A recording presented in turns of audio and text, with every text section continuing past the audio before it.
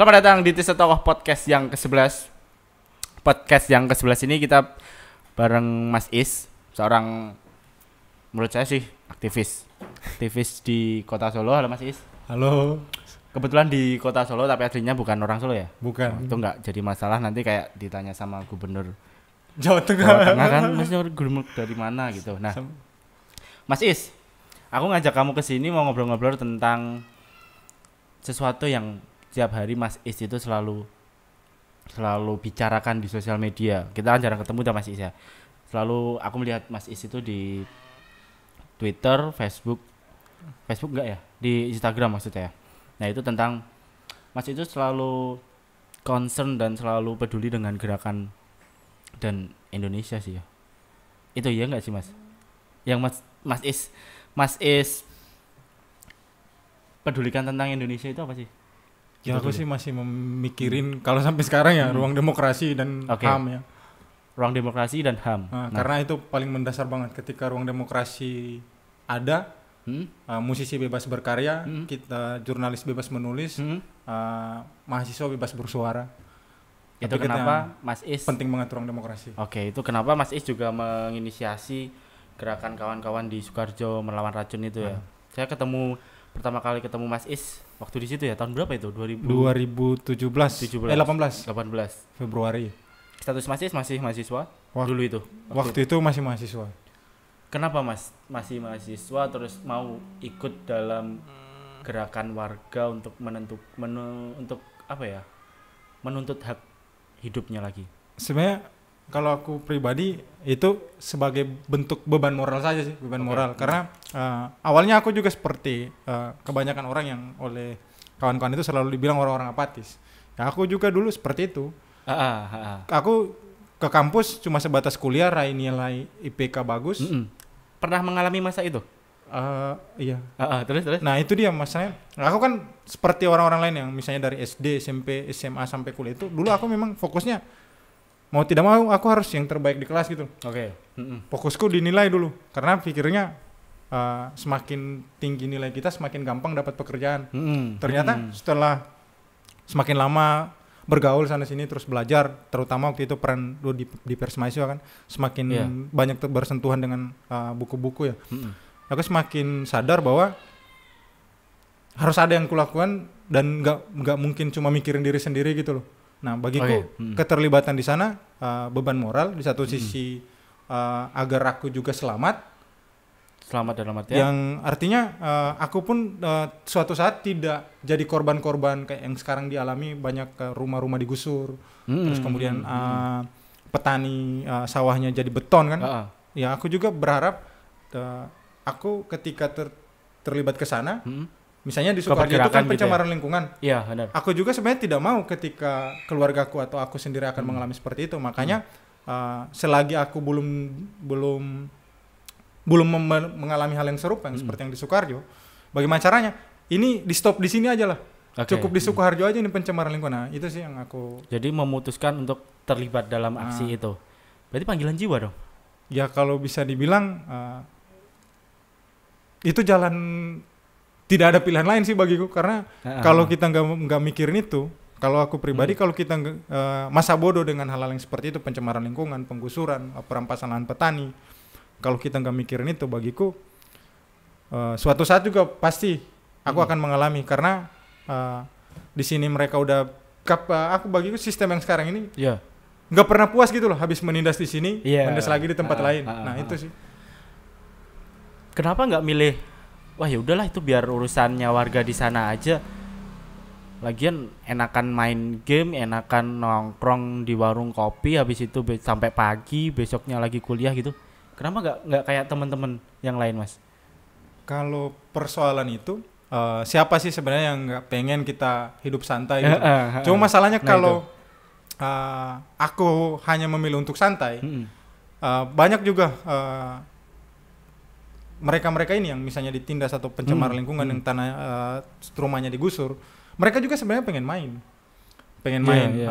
Dan aku dari situ juga sadar kalau seandainya anak-anakku, anak cucuku nanti tidak mengalami hal serupa, maka ini harus diputus di sini seperti yang aku bilang tadi. Ini harus cukup di situ, jangan sampai ada lagi. Iya, iya. Dan jangan sampai berkembang di tempat lain. Nah, terus itu tugas yang kedua, tugas sebagai manusia sih.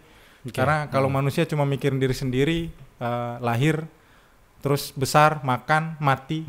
Ya sama aja kita kayak ternak gitu loh. Kalau cuma mikirin seperti itu, makanya biar aku beda dari ternak, Oke. juga ya ikut mikirin masalah yang lain, karena itu bagian dari masalah kita juga. Oke. Mas Is, apa yang membuat Mas Is itu bersemangat untuk masih muda harus ikut dalam pergerakan yang kesannya kan bahaya? Ya enggak sih? Iya, memang. Apakah Mas Is dari baca buku ataukah dari diskusi waktu di tongkrongan, di kuliah, atau apa yang membuat Mas Is merasa bahwa aku harus ikut serta gitu? Sebenarnya kalau aku yang pertama bikin malas itu, aku tidak mau hal-hal seperti itu terus terulang. Aku bosan melihat anak yang pengen sekolah tapi tidak mampu membayar kuliah. Lalu aku malas dan sakit hati melihat orang yang sakit tapi tidak mampu berobat. Aku malas orang yang pengen punya tempat tinggal setidaknya untuk dia berteduh di saat hujan dan panas, tapi tidak rumahnya dirampas. Aku bosan melihat hal-hal yang seperti itu, Mas. Karena dan selain aku bosan, ternyata ketika kita membiarkan hal itu terus terjadi, itu merembet ke tempat lain gitu loh. Iya. Boleh hari ini bisa jadi penggusuran di Taman Sari. Ternyata juga dialami di Pekayon. Ternyata juga dialami di Solo, di Jebres, Kentingan. Jadi sebenarnya kita semua itu terancam gitu loh. Terancam kalau hal itu kita tidak biarkan. Nah, itu sebenarnya yang membuat aku terpantik untuk melakukan itu. Nah, soal bahayanya memang di mana-mana memang selalu bahaya sih. Bahkan Nabi ya. Nabi siapapun, mau Nabi, Yesus, apa semua ketika menyampaikan kebenaran. Resikonya tinggi banget. Resiko tinggi banget dari orang-orang yang tidak mau melihat orang lain juga ikut sejahtera. Iya. Kalau dulu kalau di Nabi itu, bahkan kalau di Islam Muhammad pernah diembargo secara ekonomi dan terpaksa harus hijrah.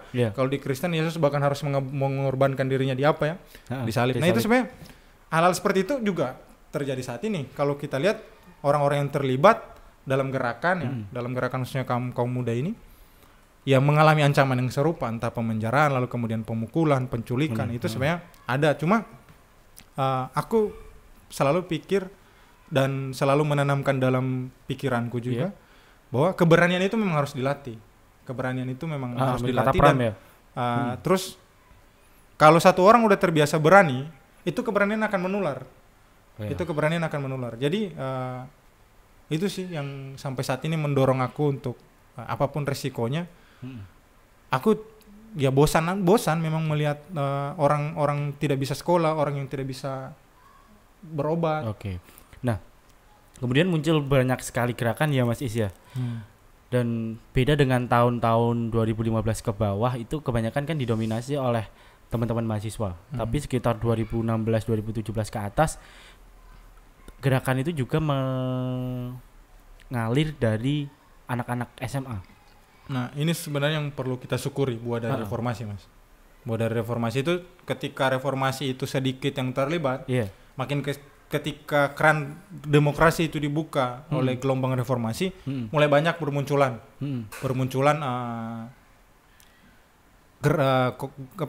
organisasi, terus gerakan kolektif mulai banyak bermunculan dan soal keterlibatan pelajar.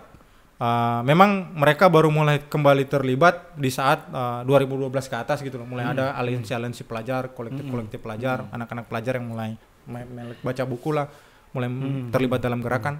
Cuma sebenarnya itu bukan sesuatu hal yang baru di sejarah masyarakat Indonesia. Kalau kita kembali ke zaman kolonialisme dulu, sebenarnya gerakan pelajar terlibat itu banyak banget gitu loh. Bahkan yang menginisiasi paling banyak kalau kita lihat waktu itu, ada yang terlibat sejak SMP, sejak di SMA. Bahkan ada yang sudah menjadi pimpinan partai itu ketika di umur 17 tahun. Nah, itu kan sebenarnya udah lama. Cuma memang tradisi itu kembali hidup sekarang, dan itu sebenarnya harus perlu dijaga. Perlu dijaga banget itu. Banyak sekarang pasca krisis 2008, resesi tahun 2008 itu banyak kaum muda, pelajar, mahasiswa itu ikut kena efek. Dia pengen sekolah cuma karena orang tuanya di PHK, kesulitan ekonomi, dia nggak jadi sekolah itu. Nah, jadi sebenarnya itu yang perlu disyukuri. Artinya mahasiswa pelajar juga dengan efek itu merasakan langsung gitu loh penindasan yang mereka alami. Karena memang kita tahu di Indonesia mayoritas penduduknya orang-orang yang bisa dibilang kelas menengah ke bawah. Jadi untuk memantik dirinya sendiri memang harus merasakan dirinya diinjak-injak gitu ya. Sebenarnya tidak mesti sih kalau aku. Tidak mesti kalau aku. Banyak orang yang tidak mengalami penindasan atau bahkan banyak bukan orang-orang yang dari masyarakat miskin kemudian terlibat dalam gerakan. Bagiku tanpa perlu kita merasa ditindas, ya kita juga harus bagaimana caranya bersolidaritas gitu loh dengan kawan-kawan atau membantu dengan orang-orang yang misalnya mungkin nasibnya lebih agak sial aja itu ketika mengalami penindasan. Tapi kalau bilang sial pun agak aneh gitu. Karena ini yang tersistematis gitu loh penindasan ini. Sial yang tersistematis ya. Tersistematis gitu. Dipaksa sial atau memang tanpa digariskan oleh negara gitu ya. Tanpa perlu mengalami penindasan, ya kita memang sudah harus menghentikan ini gitu loh. Tanpa menunggu revolusi menang, terus kita baru merasakan kesejahteraan. Kalau bisa, yang mulai dipersiapkan dari sekarang gitu loh. Karena setiap gerakan ada kalanya kalau misalnya gerakan itu tidak siap, gerakan protes itu tidak siap, seperti yang terjadi pada periode sebelum, kalau mahasiswa sering dibilang periode sebelum NKK-BKK, normalisasi kehidupan kampus itu. Itu kan sebenarnya karena gerakannya pada waktu itu belum siap, akhirnya berhasil dipukul mundur. Malah dikancing dengan peraturan yang mengikat mahasiswa dan kaum muda semakin terbatas kan. Karena sebenarnya dari setiap revolusi, setiap gerakan itu, setiap gelombang protes ada 3 kemungkinan. Apakah yang 3 kemungkinan yang akan terjadi? Yang pertama itu apakah kaum pergerakan yang akan mengambil alih, mengambil alih momentum dan memenangkan itu tuntutannya. Yang kedua, atau kalau karena kita tidak siap, justru malah ormas-ormas reaksioner atau kaum-kaum fasis ini mengambil alih, memukul mundur, dimanfaatkan oleh negara. Atau yang ketiga justru yang seperti yang NKK-BKK itu, negara mengambil peran penting dan semakin memperkuat kontrolnya. Nah, kita tinggal pilih aja. Kalau kita tidak mempersiapkan diri dan harus menunggu situasi mendukung dulu baru terlibat dalam gerakan, terus kalah, atau memang kita mau harus mempersiapkan diri dari sekarang gitu loh. Bagiku kalau sekarang yang kita lakukan, karena situasi juga sedang kempeng-kempis ya, ada kalanya panas, ada kalanya enggak, ya kita memang harus memulai aja dari sekarang supaya udah siap gitu loh. Nah, soal mempersiapkan gerakan nih Mas Is, apa sih yang harus dipersiapkan untuk gerakan-gerakan kaum muda sekarang? Sebenarnya tidak ada cetakan biru ya perihal bagaimana kita, menurut pengalaman Mas Is itu mungkin tidak ada cetakan biru bagaimana kita harus memulai suatu gerakan itu, tapi banyak pelajaran-pelajaran yang kita peroleh baik dari kekalahan orang-orang sebelum kita lalu kemudian kemenangan-kemenangan sebelum kita. Sebenarnya kalau untuk kaum muda sendiri itu sudah banyak banget gitu loh pelajaran, bahwa kalau seandainya kondisi saat ini di mana kau misalnya mahasiswa yang aku lihat sekarang itu masih merasa eksklusif atau ada jarak dengan gerakan masyarakat, dengan gerakan rakyat lainnya, peluang untuk menang itu sedikit banget. Nah, itu yang pertama harus diingat. Jadi apa ya? Jarak itu tidak mungkin mahasiswa aja ibaratkan orang bilang nggak mungkin kita masuk surga sendirian. Nah, jadi kalau mahasiswa cuma masih menjaga atau menciptakan sekat dengan gerakan lainnya, susah kita untuk melahirkan perubahan yang berarti gitu loh. Karena sistem yang menindas mahasiswa juga sistem yang menindas petani, buruh, kaum miskin kota sama sebenarnya.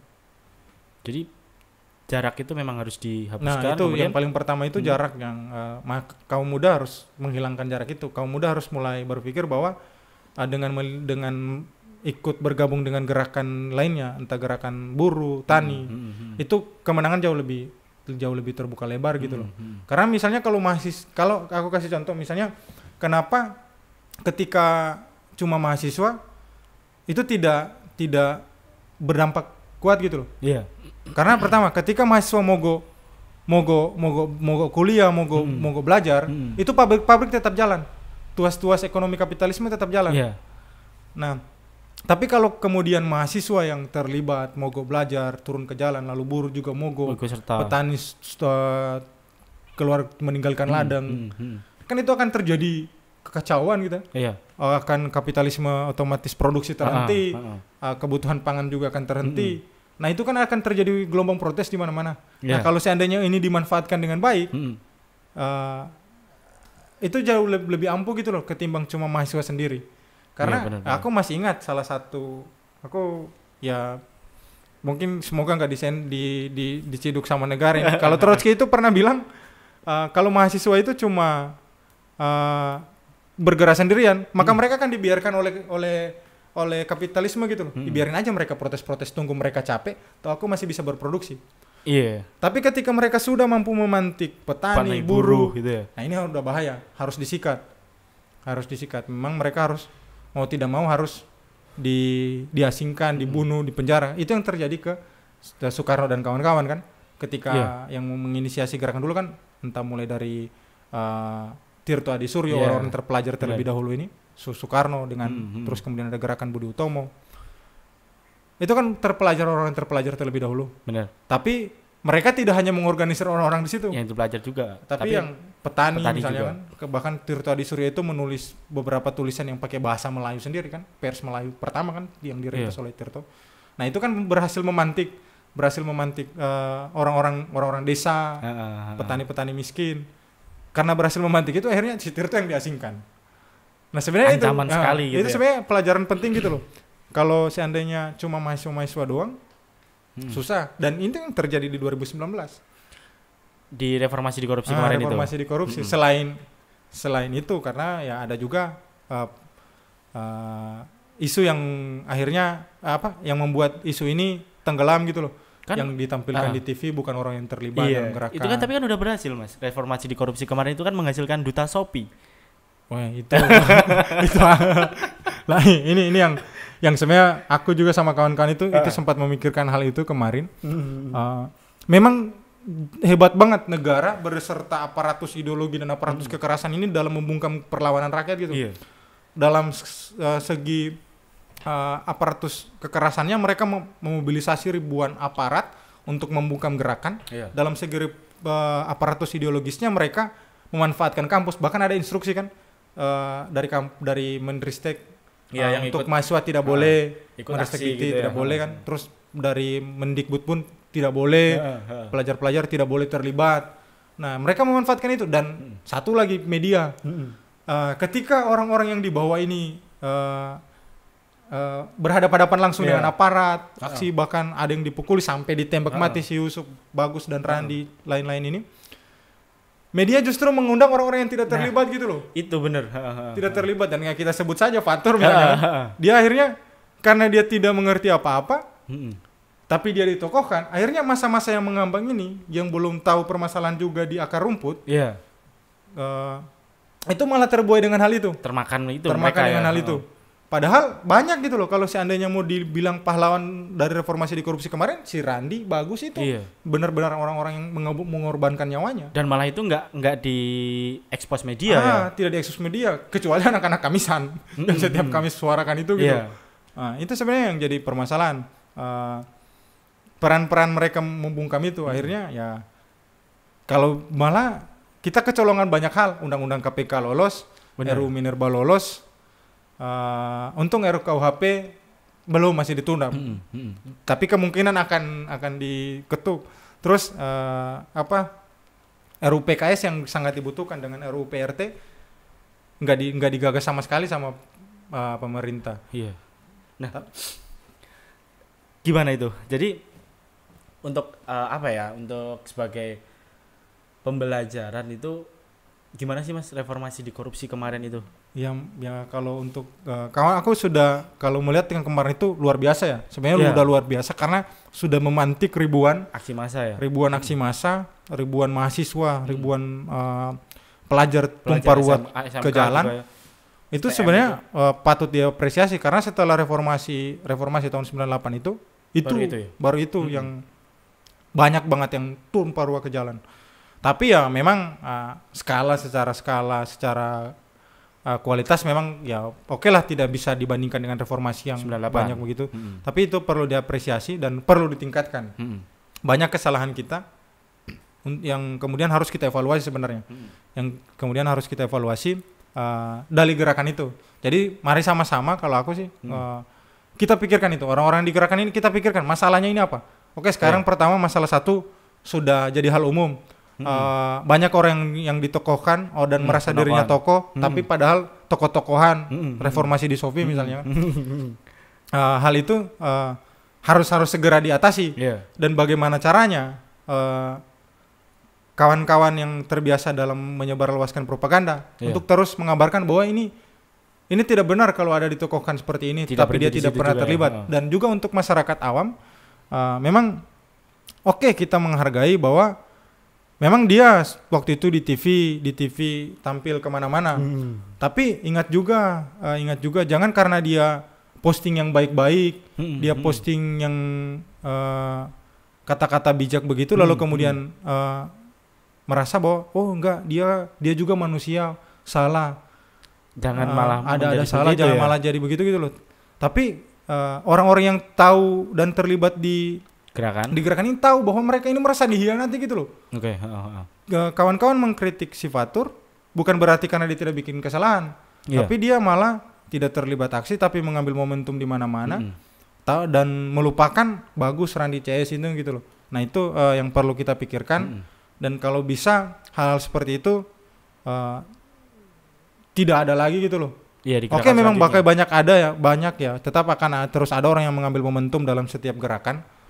Tapi ya karena ciri-cirinya sekarang sudah jelas, bagaimana metode cara-cara yang mereka gunakan untuk meraih popularitas.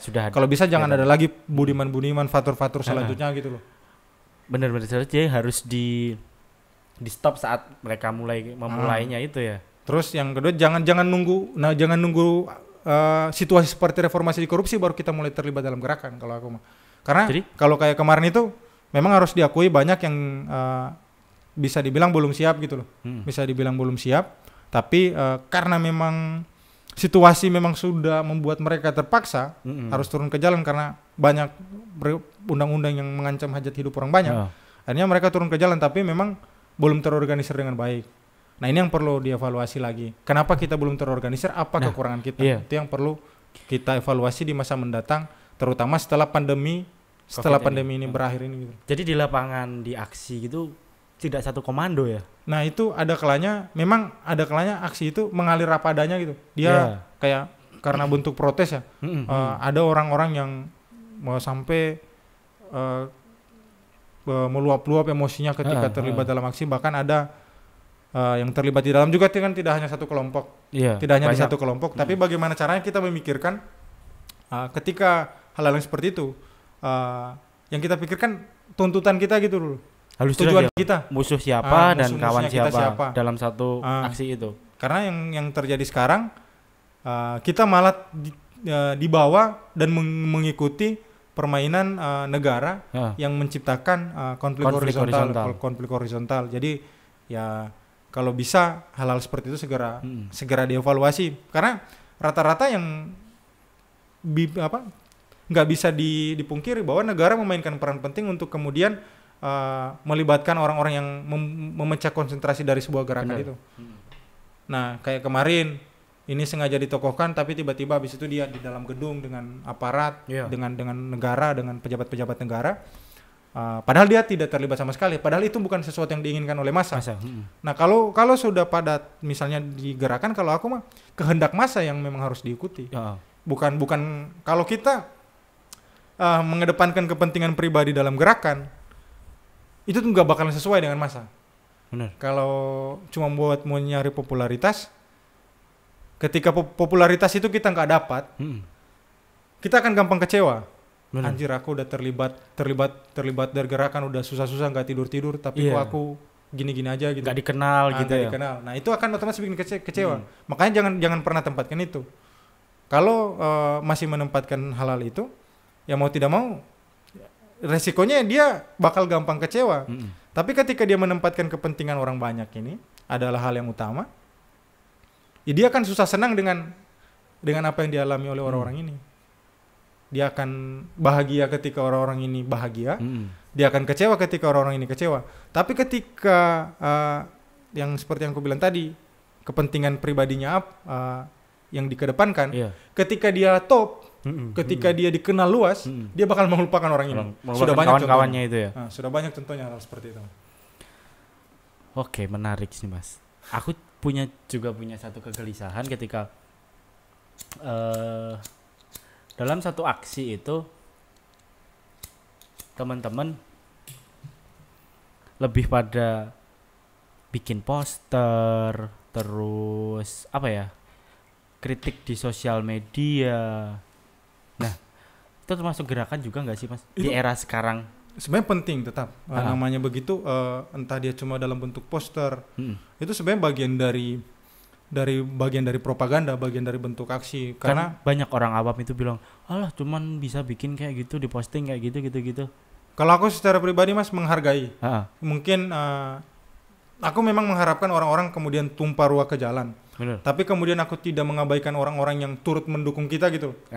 Itu. Bagiku orang-orang yang belum bisa terlibat dalam gerakan, ya aku menghargai itu posisi mereka, Tapi ketika mereka juga ternyata ikut mengkampanyekan, itu membantu gitu loh. Membantu. Artinya mereka sadar. Kesadaran itu yang perlu ya. Bahwa ya ini harus disuarakan gitu. Karena aku melihat kesadaran itu sebenarnya ada orang yang sadar bahwa dia sudah terpanggil, tapi belum dia sudah terpanggil itu karena sudah mau ikut mengkampanyekan. Tapi dia memang ada beberapa mungkin pertimbangan yang membuat akhirnya dia belum mau terlibat di situ. Walaupun sebenarnya aku pengen banget orang-orang itu terlibat, langsung turun ke jalan dengan kawan-kawan. Tapi aku tidak mengabaikan atau tidak pernah bilang ketika ada temanku yang cuma sibuk kampanye di media sosial, aku nggak pernah bilang alah kamu cuma turun di sosmed aja, di sosmed aja tapi nggak mau.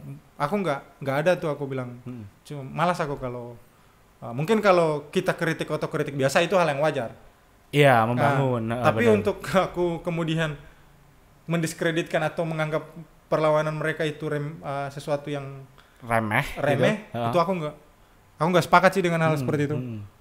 Mungkin apa yang perlu di apa ya, dibenahi dari kawan-kawan yang sedang dalam prosesnya itu tidak sedang punya kapasitas untuk turun ke jalan, diskusi, melawan dan berada di garis depan, berseberangan langsung dengan aparat, gitu gimana Mas? Kalau aku mungkin ada yang masih pikir mana yang baik mana yang enggak ya, artinya mana yang berisiko mana yang tidak. Kalau aku cuma pengen bilang dicoba aja dulu. Dicoba aja dulu, turun ke jalan, bagaimana merasakan, karena kebanyakan aku ngelihat orang-orang itu masih nanti ini kena ke keluargaku, nanti ini kena ke ibuku, bapakku, anak-anakku nanti. Nah dicoba aja dulu, turun ke jalan, ikut merasakan atmosfernya. Karena kalau kita tidak segera memulai, tidak memulai terlibat, aku ragu itu akan orang ini akan terpantik gitu. Kalau cuma menunggu sampai nggak tahu aku kapan mulai terlibat. Nunggu lulus dulu, nanti kalau mau lulus bingung. Iya. Oh iya, aku harus cari kerja kayak gitu ya. Jadi nggak bakalan mulai kalau mikir kayak gitu ya. Nah, Mas Is, sekarang kan udah 3 bulan ya, hampir 3 bulan di masa pandemi ini, dan entah sampai kapan akan berakhir itu. Dan pastinya semangat untuk kawan-kawan muda untuk dalam gerakan dan aksi itu nggak boleh padam. Itu gimana sih Mas? Menurut Mas Is, apa yang dapat kaum muda teman-teman lakukan tetap memperjuangkan isu-isu yang kemarin-kemarin belum selesai? Aku pikir sekarang kawan-kawan sudah melakukan ya, banyak banget gitu loh, diskusi-diskusi online, live diskusi yang kemudian mereka lakukan untuk menyiasati pandemi ini. Karena mau tidak mau kita harus menghindari kerumunan dan bagaimana caranya menghentikan pandemi ini gitu loh. Memutus mata rantai corona ini. Karena kalau tidak ya keburu mati semua kita ya. Keburu mati semua. Jadi kalau aku melihat apa yang sudah dilakukan yang sekarang itu tetap terus dilakukan, Diskusi online gitu ya. Ya, penyadaran online, propaganda online ini tetap harus terus dilakukan selama masa pandemi ini. Lalu sembari kita mempersiapkan, sembari kita terus mengevaluasi gerakan kita setelah pandemi, apa yang harus kita lakukan? Apalagi pandemi ini banyak mengungkap, khususnya di Indonesia, banyak kemudian masyarakat semakin tahu dan banyak juga kita melihat bahwa negara tidak pernah memikirkan rakyatnya gitu loh. Jadi mau tidak mau sebenarnya ini yang harus terus dipersiapkan sekarang itu. Karena banyak banget yang terungkap ketika ternyata negara lebih mementingkan uang dan kekuasaan, ekonomi dan investasi semacam itu. Lebih mementingkan investasi.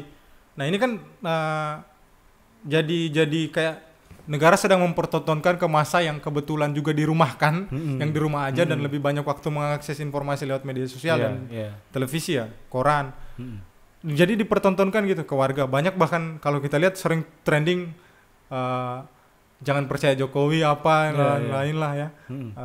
Isu-isu kemudian banyak rakyat yang kebingungan ketika PSBB ternyata PSBB tidak secara optimal. PSBB malah ada yang kemarin malah yang heboh itu ternyata bisa menyuap oknum ini biar bisa lolos dari Jakarta sampai ke Semarang ya.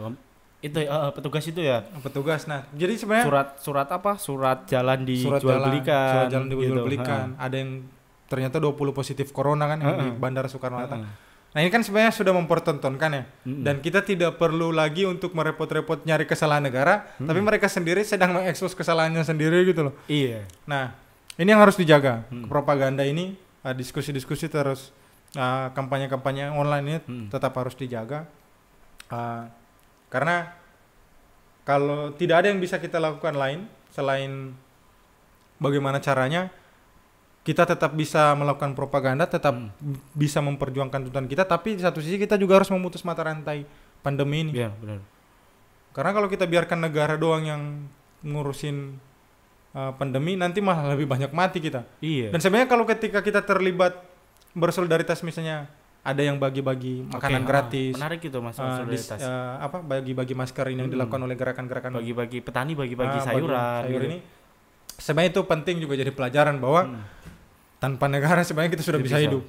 Petani bahkan bisa bagi-bagi ya. Petani surplus bisa ya istilahnya ya. Kawan-kawan anarkis yang sering dibilang tukang rusuh ternyata tidak seperti itu. Punya dapur umum juga. Punya dapur umum malah yang kemarin yang aku lihat terakhir aku lihat di Temanggung itu kan. Ketika mereka membagikan nasi bungkus, anarkis itu baik loh. Ini kan sebenarnya sesuatu yang dulu tidak punya tempat, benar, dapat tempat sekarang. Artinya ketika dulu kan kalau aku lihat ya, meskipun aku bukan seorang anarkis, tapi aku lihat kan dulu banyak banget FNB ya, footnote boom itu. Tapi kan tidak terekspos oleh media. Tapi sekarang kan mulai banyak orang tahu, rakyat bantu rakyat gitu loh.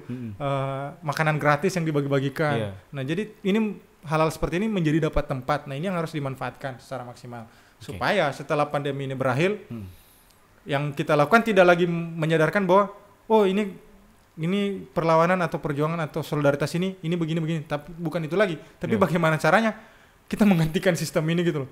Kita bagaimana caranya memukul mundur sistem yang ini. Jadi kampanye-kampanye yang sudah dilakukan sekarang kalau bisa lebih dioptimalkan lagi. Dan ini harus terus dijaga. Entah sampai kapan ya setelah pandemi ini berakhir. Nah, terus aku lihat Mas di sosial media itu kan banyak sekali teman-teman di gerakan itu punya konflik-konflik yang apa ya istilahnya? Bisa dibilang pribadi tapi enggak juga, bisa dibilang kelompok tapi enggak juga. Antar kawan-kawan dalam gerakan itu juga saling bermusuhan. Itu apakah efek karena jarang ketemu kah, atau jarang diskusi kah, atau efek sudah teman-teman udah stres atau gimana sih Mas? Nah ini yang aku lihat dan itu memang sering banget aku temui. Aku juga kadang heran. Aduh, di Setoko itu kan teman-teman itu kan lintas lintas kolektif, kelompok, ya, lintas kolektif. Kadang ada kolektif ini marahan sama kolektif ini. Sama-sama di-mention, aku jadi aku harus gimana nih gitu. Nah, sebenarnya kalau aku sudah, dan saya pikir aku lihat problemnya itu problem yang nggak besar gitu sih. Cuman program-program yang tidak politis, yang tidak ideologis. Cuman gesekan-gesekan perbedaan teori yang sebenarnya bisa diselesaikan dengan mungkin ketemu kayak atau via DM kayak atau gimana gitu. Tapi ternyata dimunculkan dalam postingan mereka gitu. Hingga sampai ada blokir akun dan segala macam itu. Nah, aku lihat itu memang sedang terjadi saat ini. Aku pun kadang merasa kita kok terjebak dalam hal-hal yang seperti ini terus. Cuma ya memang kalau kita lihat ke belakang, sejarah perjuangan rakyat itu terjadi banyak perpecahan ya. Terjadi banyak perpecahan di sana sini. Entah di gerakan kiri pun seperti itu. Sejarah gerakan kiri adalah sejarah perpecahan. Banyak kemudian gerakan itu kembang kempis. Jadi bentuk pecah. Kalau kita lihat dulu, entah dari yang sekarang paling banyak di gerakan kiri ada kawan-kawan anarkis sama kawan-kawan marxis, ini sebenarnya juga terpecah-pecah.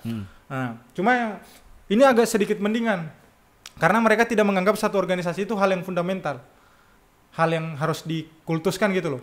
Banyak yang kemudian perdebatannya, kalau itu kita hargai, perdebatannya ideologis gitu loh, perdebatannya politis tentang bagaimana cara bentuk perjuangannya, bagaimana tentang menghapuskan negara. Ini perdebatan yang aku pikir masuk akal gitu. Musuhnya jelas gitu ya. Satu pengennya ini begini, satu pengennya ini begini, tapi pada dasarnya cita-citanya sama, modelnya beda, sehingga bisa jalan. Cuma yang kadang yang paling rendah itu ketika perdebatannya hal-hal yang nanti yang terlibat, yang mengambil peran malah dari organisasi ini. Saling tidak senang antara satu kolektif atau satu kelompok dengan kelompok yang lain. Nah, perpecahan itu sebenarnya banyak banget terjadi, dan itu terjadi di kita juga. Kalau aku melihat sebenarnya kalau ketika kita membentuk kelompok atau front yang menyatukan berbagai kelompok itu, kita bukan untuk mencari bagaimana pendapat kita jadi sama, untuk menyatukan pendapat, tapi bagaimana tentang menghargai pendapat ini. Menghargai pendapat. Namanya ketika kita sudah terlibat atau menggabungkan individu atau kelompok dalam satu front perjuangan, ya kita harus menghargai ruang demokrasi. Kalau memang misalnya mayoritas atau kelompok ini menyepakati ini, kita harus secara konsekuen gitu loh melakukan hal itu. Jangan misalnya yang disepakati adalah lulusan kelompok A, nah itu tidak sesuai dengan kelompok B. Nah si kelompok B ini malah memusuhi kelompok A. Padahal ini secara gagasan menang di dalam forum gitu loh. Benar. Kalau memang masih gagasannya belum diterima, ya diusulkan lagi gitu loh. Diusulkan lagi. Oh ini kan aku udah bilang, kan ada evaluasi tuh. Jangan cuma malah hal-hal yang remeh-temeh kemudian membuat kita mau saling bermusuhan, atau ada lagi atas nama baik organisasi, nama baik kelompok. Kadang ada orang yang harus disingkirkan gitu loh. Ada permusuhan antara kelompok atas nama organisasi. Sebenarnya kalau aku mau masuk organisasi mana aja, terserah gitu loh. Aku tidak menspesialkan organisasi itu nggak spesial bagiku. Organisasi itu bagiku hanya untuk memperlancar perjuangan. Jangan ada yang aku lihat perpecahan karena dia menghina organisasi ini. Satu orang akhirnya satu kelompok memusuhi. Satu kelompok memusuhi. Padahal bagiku organisasi itu jangan terlalu dijaga nama baiknya. Perjuangan yang harus dijaga. Perjuangan yang harus dijaga. Karena organisasi ada, aku secara pribadi dan yang aku pelajari, aku sampai mengambil kesimpulan bahwa aku membutuhkan organisasi hanya untuk memperlancar perjuangan. Kalau organisasi tersebut kemudian menghambat perjuangan, mending aku tinggalin. Itu sih Mas. Nah, kayaknya udah hampir 1 jam nih Mas kita ngobrol-ngobrol. Gimana sih Mas supaya teman-teman di gerakan maupun yang belum punya kapasitas untuk bergerak tapi semangatnya tapi juga punya rasa kesedihan yang sama melihat kawan-kawannya ditindas, melihat petani dan buruh tidak sejahtera, itu dapat menentukan, oke, gerakan ini aku harus seperti ini, ada seperti ini aku harus seperti ini. menurut pengalaman Mas Is untuk terakhir kalinya? Kalau aku jangan terlalu banyak mikir. Oke. Kalau udah merasa ada yang tidak beres, silakan datangi, mulai rangkul teman samping kiri kanan, mulai terlibat bersama mereka. Kalau memang di kota itu ada kolektif Aliansi, atau ada kolektif. kelompok-kelompok belajar, kelompok-kelompok gerakan, datangi saja mereka.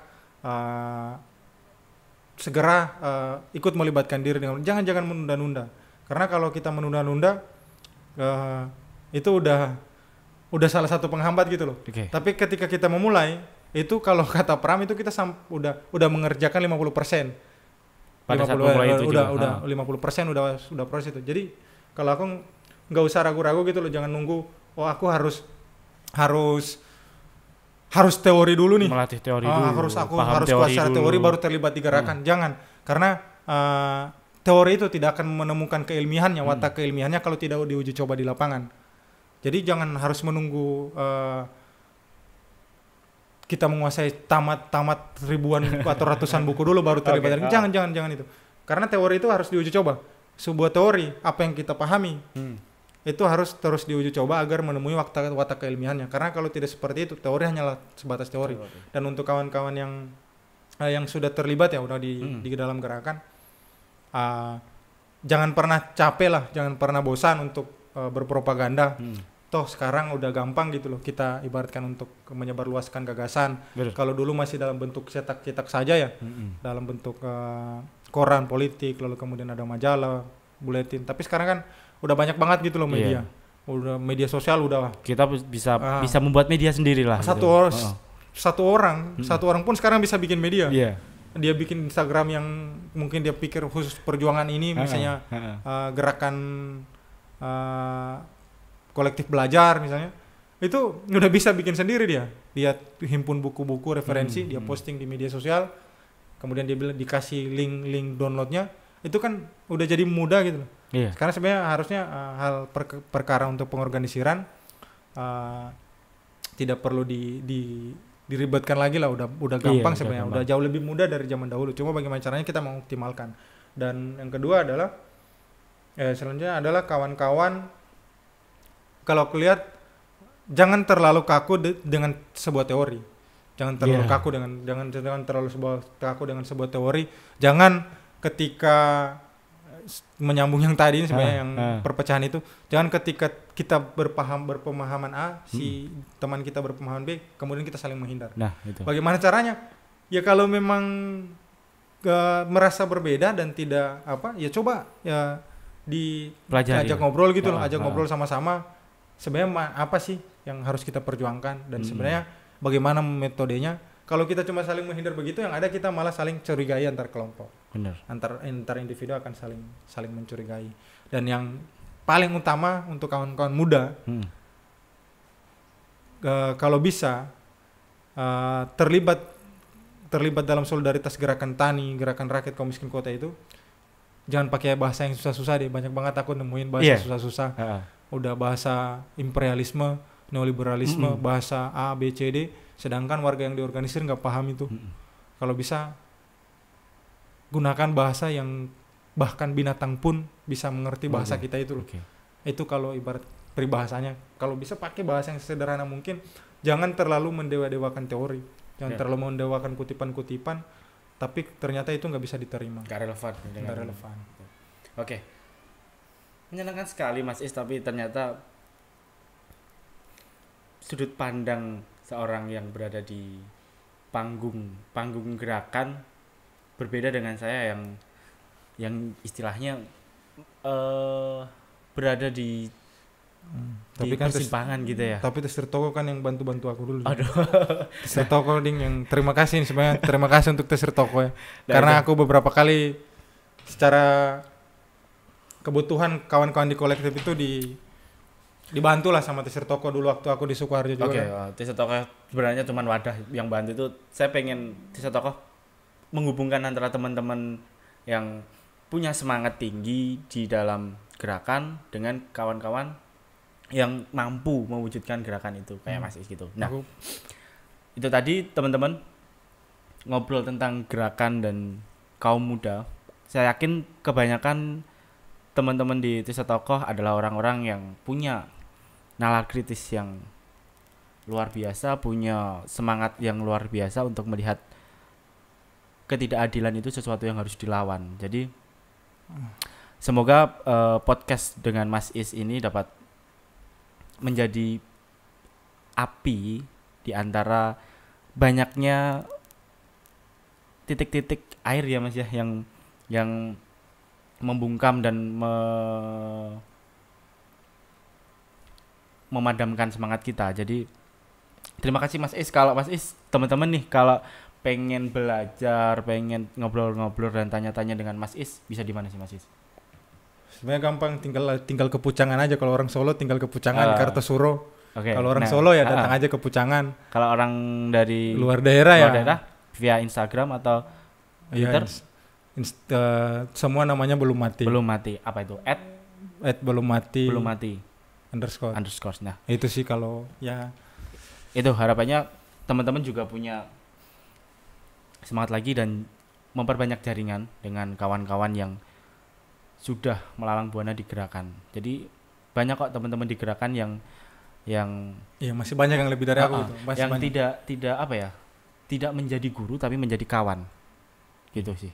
Oke, terima kasih untuk podcast kali ini Mas Is. Sama-sama. Panjang umur terima kasih juga untuk Tesir Toko. Panjang umur untuk semua hal baik.